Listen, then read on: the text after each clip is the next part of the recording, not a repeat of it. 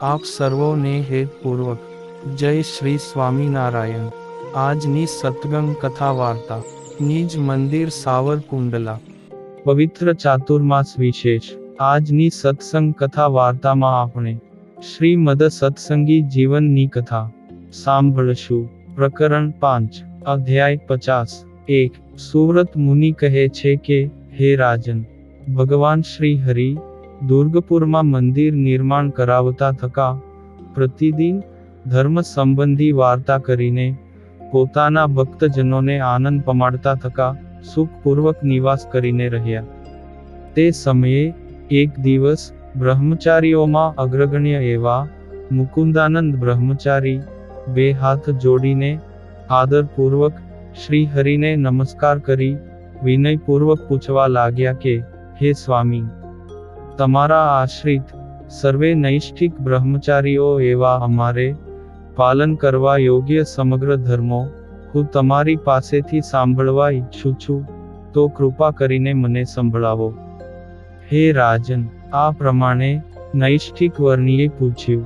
તેથી ધર્મે સહિત ભક્તિનું પોષણ કરતા એવા ભગવાન શ્રી હરિ પ્રસન્ન થઈને કહેવા લાગ્યા કે, હે વર્ણિરાજ, તમે ખૂબ જ સુંદર પ્રશ્ન પૂછ્યો છે।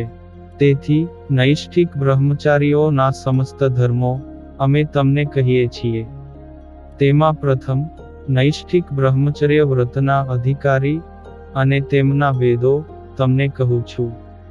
બ્રાહ્મણ, ક્ષત્રિય અને વૈશ્ય આ 3 વર્ણોના જનોને દ્વિજાતિ એવા નામથી કહેવામાં આવે છે। તે 3 વર્ણોના જનોને બ્રહ્મચર્યાશ્રમ સ્વીકારવાનો અધિકાર કહેલો છે। જે ગર્ભાધાન આદિક સંસ્કારોથી સુસંસ્કૃત થયેલો હોય અને યથા યોગ્ય સમયે ઉપનયન સંસ્કાર પામેલો હોય એવો દ્વિજાતિ પુરુષો બ્રહ્મચર્યાશ્રમને યોગ્ય કહેલો છે।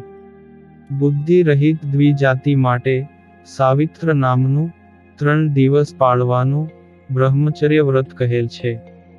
તેમાં પણ તેનાથી થોડો ઓછો દુર્બળ હોય અને કનિક બુદ્ધિ હોય તેવા દ્વિજાતિ માટે પ્રાજાપત્ય નામનું 1 વર્ષનું બ્રહ્મચર્ય વ્રત પાળવાનું કહેલું છે।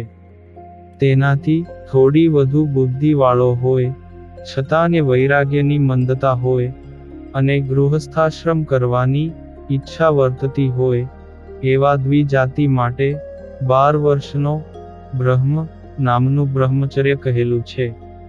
અને જે બુદ્ધિ અને વૈરાગ્યમાં બહુ બળવાન હોય તેથી ગૃહસ્થાશ્રમ કરવાની ઈચ્છા ન હોય આવા વિરલ દ્વિજાતિ પુરુષને જીવન પર્યંત નૈષ્ઠિક બ્રહ્મચર્ય વ્રત પાળવાનું કહેલું છે।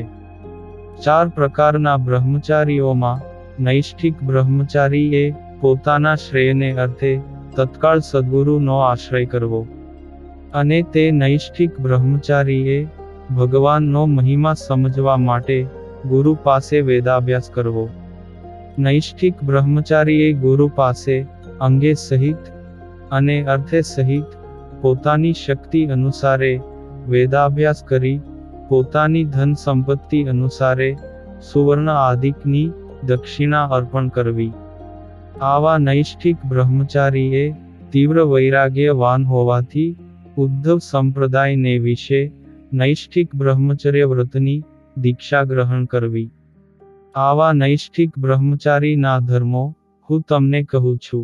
નૈષ્ઠિક બ્રહ્મચારીએ નૈષ્ઠિક વ્રતનું પાલન કરતા થકા જીવે ત્યાં સુધી પોતાના ગુરુની સેવા કરવાનો સંકલ્પ કરી ભગવાનને વિશે ભક્તિવાન થવું। નૈષ્ઠિક બ્રહ્મચારીએ નિરંતર યજ્ઞોપવીત, શિખા અને કંઠમાં તુલસીની બેવડી કંઠી ધારણ કરવી। હાથમાં દર્ભ ધારણ કરી બ્રહ્મચારીએ મુંજની મેખલા, પલાશ અથવા બિલ્લીપત્રનો દંડ ધારણ કરવો અને આસન માટે મૃગચર્મ ધારણ કરવું। પછી પવિત્ર થયેલા બ્રહ્મચારીએ ઉપપાત્ર સહિત જળ ભરેલા ધાતુનું કમંડળું નિત્ય ધારણ કરવું, તે પણ અતિશય ઉજ્જવળ અને પાણી ગાળવાના વસ્ત્રે સહિત ધારણ કરવું। મસ્તક ઉપર પંચકેશ ધારવા। જો જટામાં જંતુ થવાનો સંભવ હોય તો અગ્નિહોત્ર કર્મ કરતા થયેલી ભસ્મને તેમાં મિશ્ર કરવી, પણ તેલ આદિક ન નાખવા. તેમ છતાં ને જટામાં અતિશય જંતુ પડે અથવા માતા પિતાનું મૃત્યુ થાય, કોઈ મહારોગ આદિક આપતકાળ આવી પડે અથવા કોઈ રતીર્થ ક્ષેત્રમાં ગયા હોય તો કાખ, ઉપસ્થ અને શિખાનો ત્યાગ કરીને મુંડન કરાવવું. બ્રહ્મચારીએ 2 શ્વેત કૌપીન અને 2 ધોયેલા વસ્ત્ર ધારણ કરવા. ભોજન સમયે પહેરવા માટે શણનું અથવા કામળીનું વસ્ત્ર ધારણ કરવું. કંથા, ચાદર, કામળી, 2 પંચિયા અને માથે બાંધવાનો ચોખંડો રૂમાલ વગેરે વસ્ત્રો લાલ મૃત્તિકાથી રંગેલા ભગવા ધારણ કરવા. નિત્ય પૂજામાં ઉપયોગી પાત્રોએ સહિત શાલિગ્રામ કે ચિત્ર પ્રતિમાને નૈવેદ્ય ધરવા, તથા રસોઈ બનાવવા માટેના આવશ્યક પાત્રો ધાતુ ના રાખવા.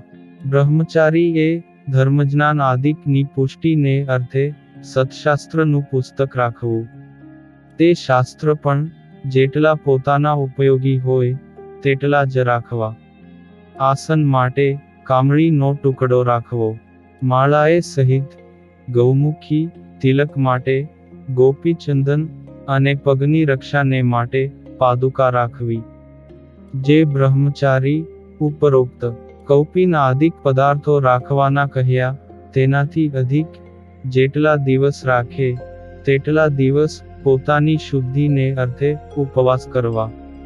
ક્રીડા કરતી અથવા સહજ સ્વભાવે બેઠેલી સ્ત્રીઓને બ્રહ્મચારીએ કામભાવે ન જોવી.